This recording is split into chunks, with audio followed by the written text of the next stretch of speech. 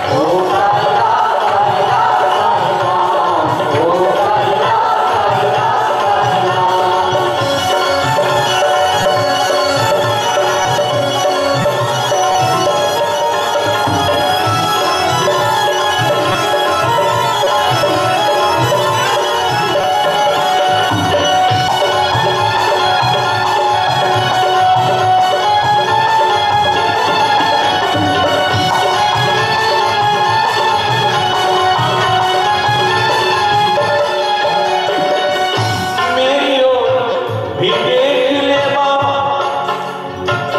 जीवन धन्य बना दे। आ जाए कुटिया में भी पानी से दिया जला दे। बाबा बाबा कहता हूँ, बेटा कहकर तो बुला दे। ओ दुख के सागर में तन है, खुशियों से मुझे मिला दे। ओम साई राम साई राम साई राम, ओम साई राम साई राम साई राम, ओम साई राम साई राम साई राम, ओम साई राम साई राम साई राम। ओ दिल वाले बाबा ने बिगड़ी बना दे, दिल वाले बाबा ने बिगड़ी बना दे। वो दिल वाले बाबा ने बिगड़ी बना दे, दिल वाले बाबा ने बिगड़ी बना दे। खिचड़ी खिला दे मुझे, खिचड़ी खिला दे, खिचड़ी खिला दे मुझे, खिचड़ी खिला दे। जन्मों से भूखा, जन्मों से भूखा मेरी भूख तू मिटा दे। खिचड़ी खिला दे मुझे, खिचड़ी खिला दे।